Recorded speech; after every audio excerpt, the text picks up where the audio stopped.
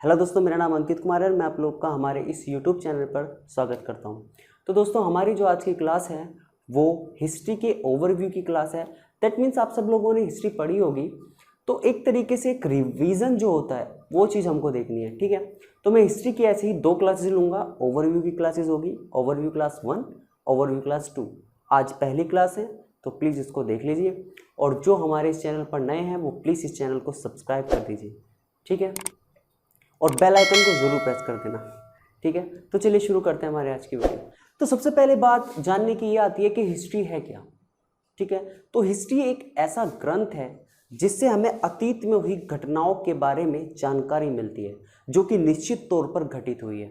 इनके ऐसी घटनाएं जिनकी हमें जानकारी तो मिली है, या हम कह सकते हैं जो घटनाएं हुई हैं उन घटनाओं के घटित होने की जानकारी तो मिली है, और वे जानकारी ये भी बताती हैं कि ये जो घटनाएं हुई हैं ये निश्चित तौर पर हुई हैं। उसी को ही हम क्या कहते हैं, इतिहास कहते हैं। इनके सिंपल शब्दों में जो मैंने अभी आपको बताया कि इतिहास एक ऐसा ग्रंथ है जो अतीत में हुई घटनाओं के बारे में जानकारी देता है, जो निश्चित तौर पर क्या हुई है, घटित हुई है। ठीक है, अब जरा समझिएगा। जैसे कि मैं हिस्ट्री की बात कर रहा हूँ, तो हिस्ट्री एक जो है, आप लोगों ने सुना होगा, ये एक ग्रीक शब्द से बना है। एक ग्रीक शब्द जिसका नाम है हिस्टोरिया, जिसका नाम है हिस्टोरिया, या इंग्लिश में लिखे तो हिस्टोरिया एक वर्ड है, ये इसी वर्ड से बना है। ठीक है, दूसरी चीज क्या जाननी है, दरअसल एक यूनानी व्यक्ति थे, एक यूनानी व्यक्ति थे जिनका नाम था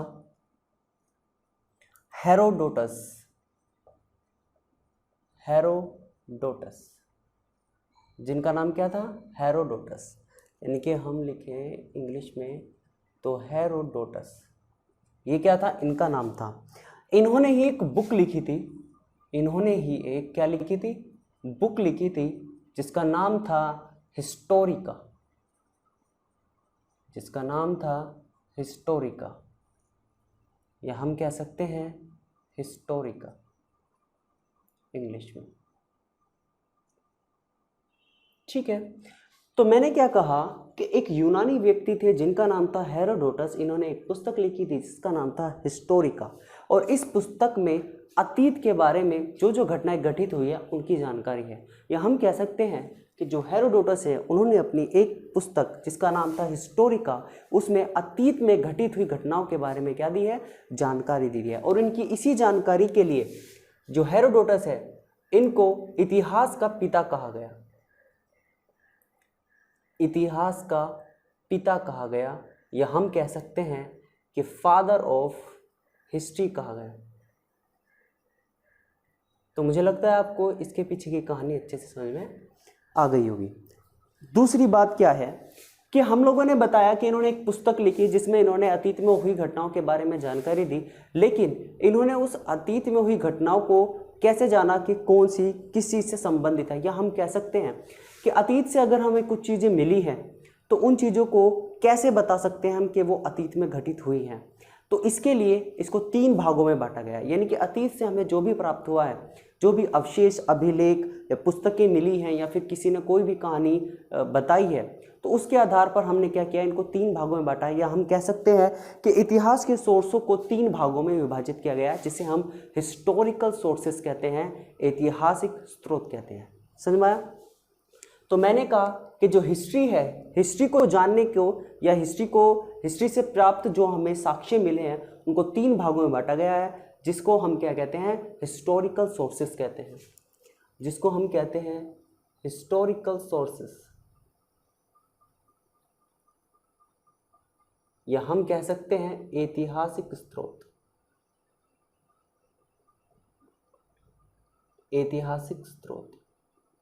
और जैसा कि मैंने अभी आप लोगों को बताया कि ये जो ऐतिहासिक स्रोत हैं, इनको 3 भागों में बांटा गया है, या हम कह सकते हैं 3 टाइप्स में डिवाइड किया गया है। वो 3 टाइप्स कौन कौन से हैं, जरा देख लेते हैं। सबसे पहले डिस्कस करते हैं फर्स्ट वाला। फर्स्ट वाला है आर्कियोलॉजिकल सोर्स। आर्कियोलॉजिकल सोर्स, या हम कह सकते हैं पुरातात्विक स्रोत। पुरातात्विक स्रोत प्राचीन भारत को सबसे जानने का सबसे अच्छा माध्यम जो माना जाता है, प्राचीन भारत को जानने का सबसे अच्छा माध्यम जो माना जाता है वो आर्कियोलॉजिकल सोर्सेस यानी कि पुरातात्विक स्रोतों को ही माना जाता है, याद रखना। तो इतिहास में हमें कुछ ऐसी चीजें मिली हैं जिनको हमने किस में रखा है, पुरातात्विक स्रोत के अंतर्गत रखा है, या हम कह सकते हैं कि इसके अंतर्गत क्या क्या चीजें आती हैं, इसको देख लेते हैं। इसके अंतर्गत क्या क्या आता है, सबसे पहली चीज इसके अंतर्गत सबसे नंबर 1 आता है, हम मान लेते हैं अवशेष। जितने भी हमें अवशेष मिले हैं, जितने भी हमें अवशेष मिले हैं वो सब आर्कियोलॉजिकल सोर्स में रखे गए हैं। इनके जितने भी फॉसिल्स मिले हैं वो सब। दूसरा सेकंड हम बात करते हैं, जितने भी हमें अभिलेख मिले हैं, जितने भी हमें अभिलेख मिले हैं या जितने भी हमें इंस्क्रिप्शंस मिले हैं, ठीक है। तीसरा, जितने भी हमें क्या मिले हैं, स्मारक मिले हैं, यानी कि जितने भी मॉन्यूमेंट्स मिले हैं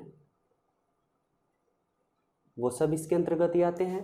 जितने भी हमें सिक्के मिले हैं उन सबको भी हमने किस में रखा है, पुरातात्विक स्रोत में रखा है, इनके जितने भी कॉइन्स मिले हैं।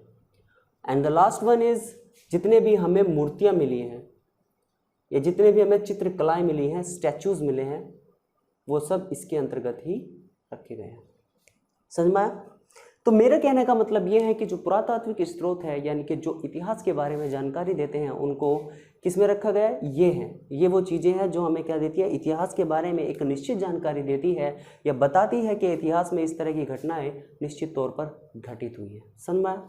सबसे पहले बात करते हैं अवशेष की। अगर आपसे मैं बात करूं कि अवशेष ऐसी कौन सी निश्चित घटना के बारे में बताते हैं जो इतिहास में निश्चित तौर पर घटित हुई है, तो जैसे कि आप सब लोग जानते होंगे सिंधु घाटी सभ्यता, जैसे कि आप सब लोग जानते होंगे जो सिंधु घाटी सभ्यता है, सिंधु घाटी सभ्यता, या मैं कह सकता हूं इंडस वैली सिविलाइजेशन,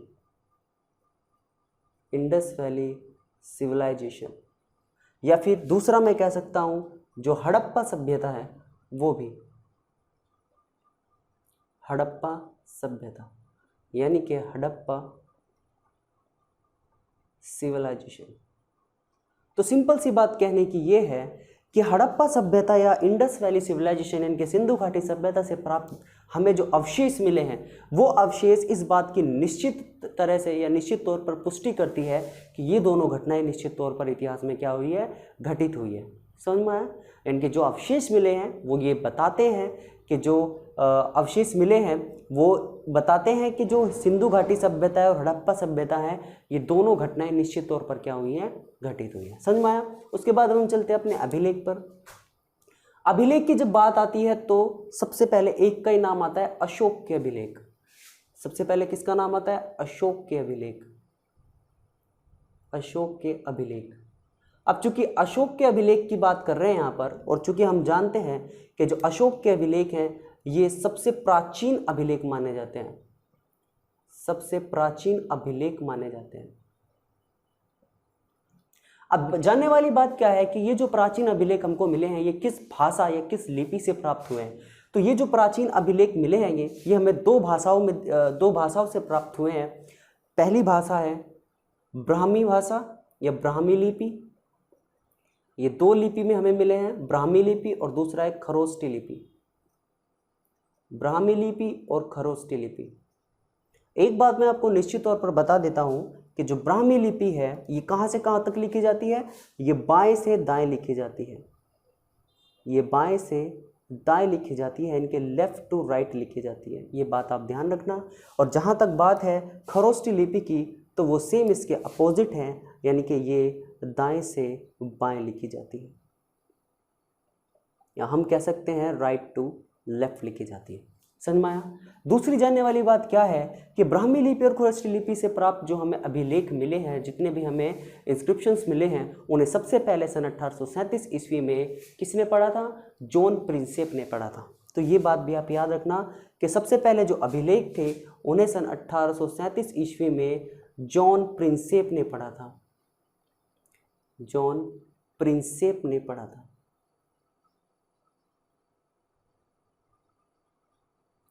समझ में आया? जॉन प्रिंसेप ने पढ़ा था। अगर आपसे बात की जाए कि भारत का सबसे प्राचीन अभिलेख कब किसने और क्या खोजा था, तो भारत का सबसे प्राचीन अभिलेख की अगर मैं बात करूं, भारत का सबसे प्राचीन अभिलेख जो है, प्राचीन अभिलेख सन 1400 ईस्वी में, सन 1400 ईस्वी में एशिया माइनर का आपने नाम सुना होगा। एशिया माइनर, या मैं कह सकता हूं और पश्चिम एशिया, और पश्चिम एशिया। पश्चिम एशिया में एक जगह है बोगज़कोई, बोगज़कोई। तो हम कह सकते हैं कि भारत का सबसे जो प्राचीन अभिलेख मिला है वो सन 1400 ईस्वी में एशिया माइनर या पश्चिम एशिया के बोगज़कोई नामक स्थान पर मिला है। और जहां पर ये अभिलेख मिला है, या फिर ये जो अभिलेख मिला है, इस अभिलेख पर इंद्र, वरुण, मित्र, नात्स्य, यानी कि मैं कह सकता हूं कि भारत का जो सबसे प्राचीन अभिलेख मिला है उस अभिलेख में इंद्र, वरुण, मित्र और नात्स्य नामक दैविक या वैदिक देवताओं के नाम मिले हैं। समझ में आया? तो ये चीज आपको अच्छे समझ में आ गई होगी। ठीक है, अगर आपसे ये पूछ लिया जाए, क्वेश्चन पूछते भी लेते हैं कि अभिलेखों के अध्ययन को क्या कहा जाता है, जिसके द्वारा हम अभिलेखों का अध्ययन करते हैं उसको क्या कहा जाता है। तो अभिलेखों के अध्ययन को याद रखना, उनको हम मैं इधर ही लिख देता हूं। अभिलेखों के अध्ययन को इपिग्राफी, इपिग्राफी या फिर मैं कह सकता हूं पुरालेख शास्त्र कहते हैं। पुरालेख शास्त्र कहा जाता है। ठीक है, इसके अलावा बहुत सारे अन्य भी अभिलेख हैं, जैसे जूनागढ़ अभिलेख है, हाथी गुम्फा अभिलेख है, दूसरा हम कह सकते हैं मथुरा स्तंभ अभिलेख है। ठीक है, तो इस तरह के कई सारे अभिलेख जो हैं वो हमको मिले हैं। तो अभिलेख हो गया। बात करते हैं स्मारक की। स्मारक का मतलब हमारा उस बिल्डिंग, उस इमारत से है जो हमें क्या मिली है, अतीत में मिली है। जैसे हम कह सकते हैं दिल्ली का लाल किला,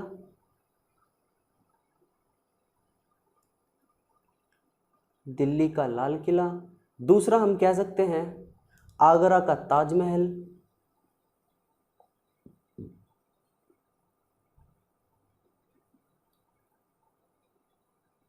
तीसरा मैं कह सकता हूं फतेहपुर सीकरी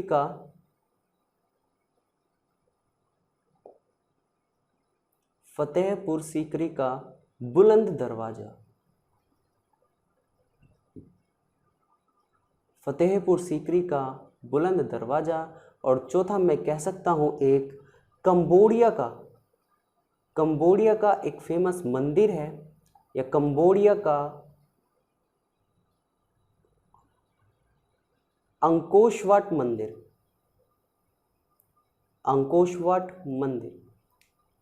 कंबोडिया का अंकोशवाट मंदिर, जो कि एक विदेशी स्मारक है। ये आप याद रखना, ये एक विदेशी स्मारक है, जबकि ये सारे क्या हैं, हमारे स्मारक है, यानी कि भारत के स्मारक है। समझ में आया?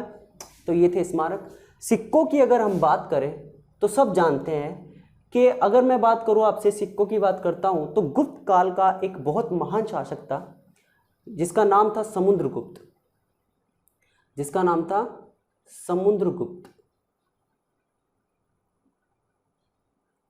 जो सिक्के की अगर मैं बात कर रहा हूं तो गुप्त काल का एक बहुत महान शासक था, या गुप्तकालीन साम्राज्य का एक महान शासक था जिसका नाम था समुद्रगुप्त। तो समुद्रगुप्त के जो सिक्के मिले हैं, तो जो सिक्के हमें मिले हैं उसमें संस्कृत भाषा में समुद्रगुप्त लिखा हुआ था। समझ में आया? क्या लिखा हुआ था? समुद्रगुप्त लिखा हुआ था। साथ ही इस सिक्कों के पीछे, यानी कि एक तरफ तो क्या लिखा हुआ था, संस्कृत में समुद्रगुप्त लिखा हुआ था, और उसी सिक्के के पीछे इस समुद्रगुप्त को वीणा वादित करते हुए चित्रित किया गया था। क्या करते हुए? वीणा वादित करते हुए चित्रित किया गया था। वीणा वादित करते हुए चित्रित किया गया था। चित्रित किया गया था। और साथ ही में यहाँ से हमें एक बात और पता लगती है कि भारत का सबसे प्राचीन वाद्य यंत्र कौन सा है? वीणा है। अगर आपसे पूछा जाए भारत का सबसे प्राचीन वाद्य यंत्र कौन सा है, तो वो है वीणा। ये बात आप अच्छे से ध्यान में रखना। ठीक है, बात करते हैं मूर्तियों की। तो हमारा मतलब उन मूर्तियों से है जो हमें अतीत में मिली है, सिंपल सी। जैसे कि मैं कह सकता हूं पशुपतिनाथ की मूर्तियां मिली है, पशुपतिनाथ की मूर्तियां।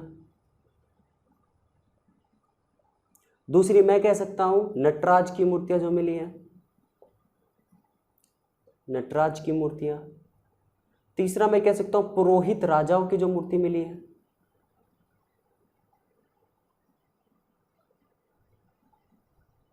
पुरोहित राजा की मूर्तियां। तो ये सब हमें अतीत में हुई निश्चित, जो अतीत में हुई घटनाएं हुई हैं, निश्चित तौर पर उनकी क्या देते हैं? जानकारी देते हैं। तो चलिए अपने सेकंड टाइप पर चलते हैं। जो सेकंड टाइप है यानी कि बी जो है वो है लिटरेरी सोर्सेस। Literary sources.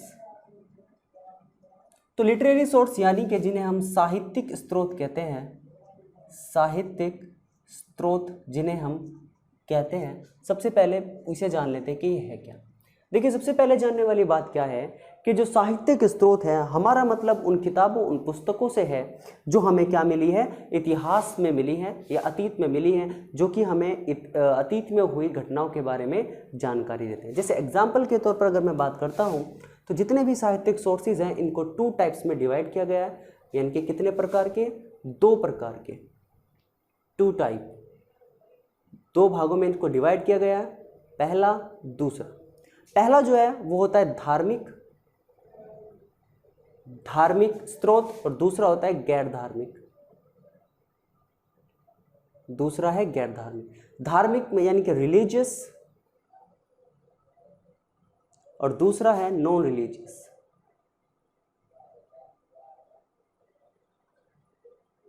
ठीक है, इन दोनों की बात करते हैं। देखो, जितने भी धार्मिक स्रोत होते हैं, जितने भी रिलीजियस सोर्सेज होते हैं, उनको भी 2 भागों में बांटा गया है। तो जरा उसको देख लेते हैं। सबसे पहला है, जो पहला है वो है ब्राह्मण साहित्य। वो है ब्राह्मण साहित्य, ये जिसे हम कहते हैं इंग्लिश में ब्राह्मण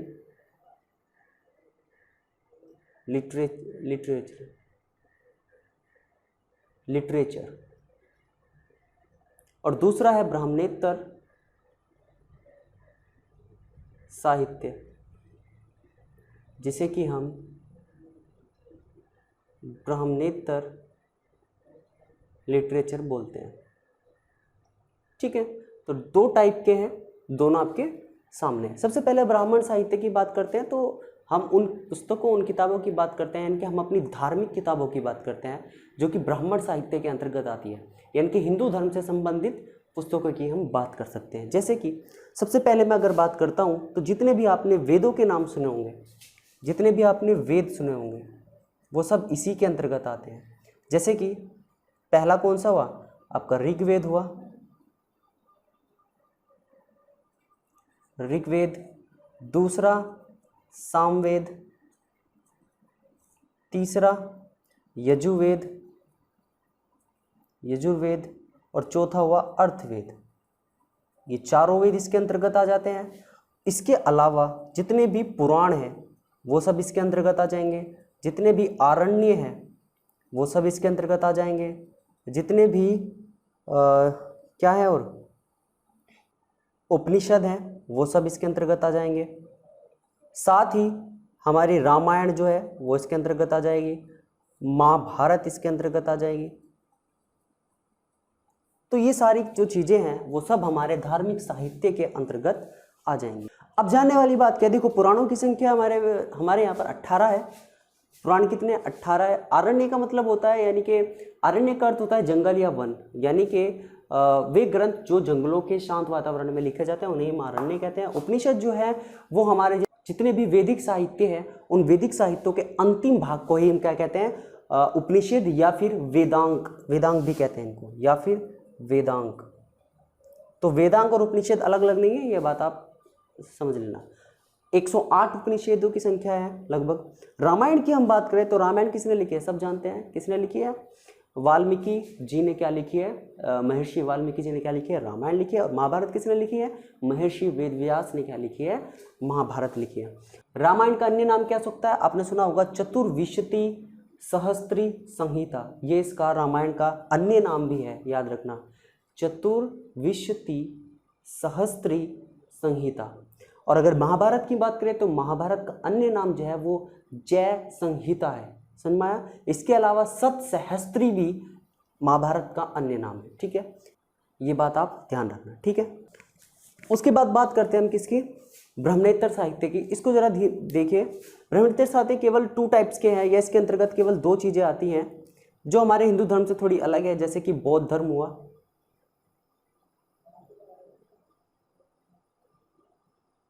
बौद्ध धर्म हुआ, या फिर जैन धर्म।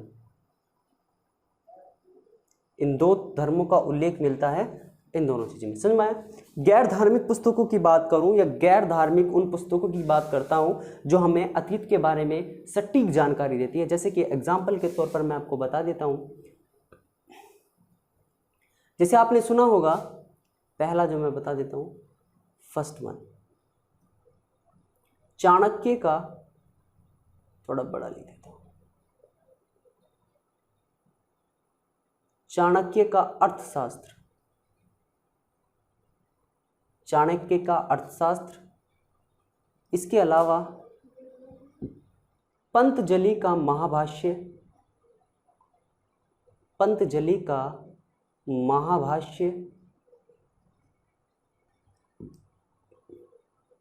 विशाख दत्त, विशाख दत्त का मुद्रा राक्षस, मुद्रा राक्षस, Kalidas,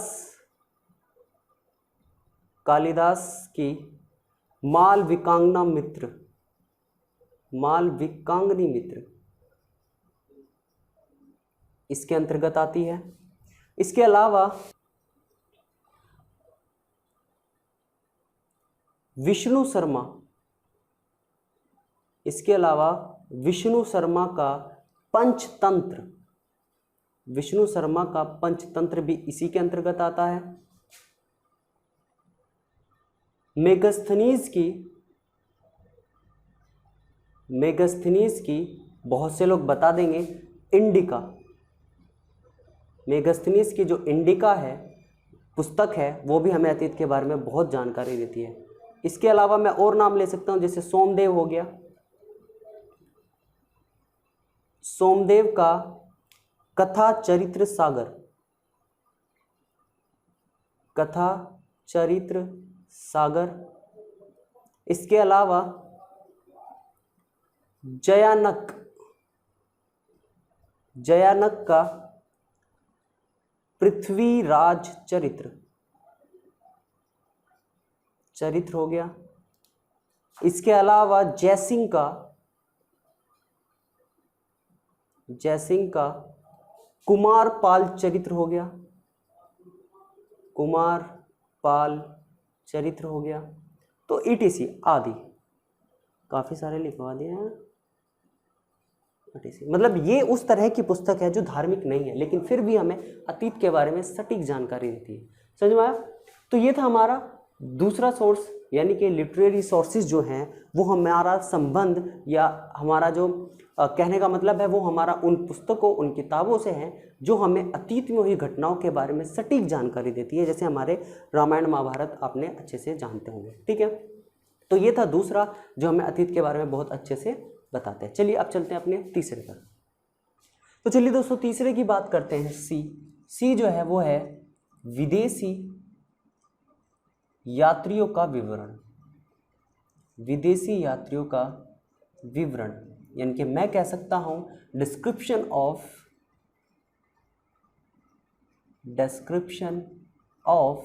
foreigner traveller, description of foreigner traveller. देखो जो हमारा तीसरा हिस्टोरिकल सोर्स है वो है विदेशी यात्रियों का विवरण। कहने का मतलब ये है कि भारत के अंतर्गत कई सारे ऐसे विदेशी यात्री आए हैं जो भारत के अंदर रहे हैं काफ़ी सालों तक, साथ ही में भारत के अंदर रहकर भारत की ना जाने कितनी शिक्षाएं प्राप्त की हैं, या हम कह सकते हैं कि किसी ने बौद्ध शिक्षा हासिल की है, किसी ने जैन शिक्षा हासिल की है। तो ऐसे यात्री जो भारत में आए हैं और काफ़ी समय तक रहे हैं और भारत के बारे में जाना, पहचाना, और फिर बाद में अपने देश जाकर कोई पुस्तक लिखकर भारत के बारे में जानकारी दी है या बताया है। तो तीसरा हमारा ऐसे सोर्स से है। जैसे एग्जाम्पल के तौर पर अगर मैं आपको बताऊं, अगर मैं एग्जाम्पल के तौर पर आपको बताता हूं तो सिंपल सा है। पहला एग्जाम्पल जो मैं देता हूं, आप लोगों ने गुप्त काल का एक बहुत महान शासक है, गुप्त काल का महान शासक जिसका नाम आप सब जानते होंगे, जिसका नाम है चंद्रगुप्त द्वितीय, जिसका नाम है चंद्रगुप्त द्वितीय। चंद्रगुप्त द्वितीय के शासनकाल में एक चीनी व्यक्ति भारत आया जिसका नाम था फाहान, जिसका नाम था फाहान। ये क्या था? एक चीनी यात्री था जो भारत आया और भारत में लगभग 15 सालों तक रहा। कितने सालों तक रहा? लगभग 15 सालों तक रहा। उसके बाद भारत में 15 साल तक रहने के बाद वापस अपने देश गया और वापस अपने देश जाकर एक पुस्तक लिखी जिसका नाम था, इसने वापस अपने देश जाकर एक बुक लिखी जिसका नाम था फुकोकी, इसका नाम था फुकोकी, फुकोकी। यानी कि जब ये फाहान नामक एक चीनी यात्री जब भारत से वापस गया तो भारत से वापस जाने के बाद इसने ये फुकोकी नामक एक पुस्तक लिखी जिसमें इसने भारत की सामाजिक, आर्थिक और धार्मिक स्थितियों का भरपूर क्या किया? बखान किया या भरपूर बताया कि भारत में कैसी सामाजिक स्थिति है, कैसी आर्थिक स्थिति है और कैसी इसकी धार्मिक स्थिति है। इन सब चीज़ों के बारे में इसने अपनी इस पुस्तक में लिखा। ठीक है। उसके बाद यही तक ही नहीं बल्कि कुशभूति वंश का एक महान शासक था जिसका नाम था हर्षवर्धन, जिसका नाम था हर्षवर्धन।